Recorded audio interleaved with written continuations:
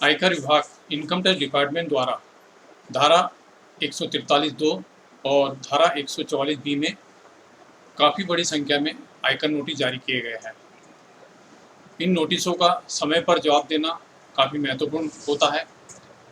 जवाब न देने की स्थिति में डिपार्टमेंट के पास उपलब्ध जानकारी के आधार पर इसमें वो इनकम की गणना करके आदेश जारी करते हैं और बड़ी मात्रा में टैक्स, ब्याज और पेनल्टी की डिमांड राशि निकाली जाती है। तो इन नोटिसों का समय पर जवाब देना काफ़ी अनिवार्य और महत्वपूर्ण काम होता है। ये नोटिस उन करदाताओं को जारी किए जाते हैं जिनके द्वारा आयकर रिटर्न भरा जाता है और उनके द्वारा इनकम टैक्स रिटर्न, आयकर रिटर्न में दी गई जानकारी और इनकम टैक्स डिपार्टमेंट के पास विभिन्न माध्यमों से उपलब्ध जानकारी में कोई अंतर होता है। कभी भी रिटर्न जब भरे तो 26(a)(s), AIS, TIS, SFT में उपलब्ध जानकारियों को मिलान करके ही सभी इनकम के सोर्स इनकी जानकारी के आधार पर रिटर्न भरना चाहिए। नोटिस जारी होने का कारण ये होता है कि आपके द्वारा भरे गए इनकम टैक्स रिटर्न में उपलब्ध जानकारी और आय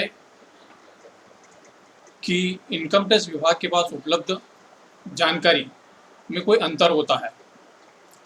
हेवी ट्रांजैक्शन जो किए जाते हैं उसकी रिपोर्टिंग होती है, सभी वित्तीय संस्थाओं द्वारा रिपोर्टिंग की जाती है इनकम टैक्स डिपार्टमेंट के पास में।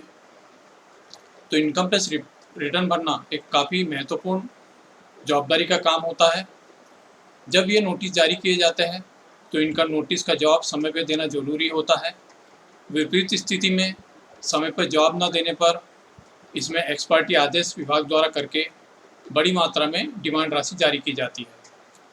तो सबसे पहले ये करना चाहिए कि अगर आपके पास इनकम टैक्स का नोटिस आया है, वो आपको ईमेल पर मिला हो, मोबाइल में मैसेज से मिला हो या नोटिस मिला हो, तो उस स्थिति में इसका कारण जानें कि विभाग के पास में कौन सी ऐसी जानकारी थी जो आप रिटर्न में देने से रह गई। इसको मिलान करना चाहिए। इनकम टैक्स के पोर्टल पर, इनकम टैक्स साइट पर जाकर पेंडिंग एक्शन में जानकारी ये देखनी चाहिए कि नोटिस आने का कारण क्या है और नोटिस जिस धारा में दिया गया है उसमें उस कारण का और हमारे द्वारा इनकम टैक्स रिटर्न में दी गई जानकारी में क्या अंतर है। कारण कई हो सकते हैं। आपके द्वारा दी गई इनकम में अंडर रिपोर्टिंग हो सकती है, कोई इनकम बताने से रह गई हो ऐसा हो सकता है, या फिर बड़ी अमाउंट का आपने रिफंड लिया हो उसको डिपार्टमेंट चेक करना चाह रहा हो, या फिर आपने जो पुरानी टैक्स रिजन में डिडक्शन ली है उसको डिपार्टमेंट चेक करना चाह रहा हो।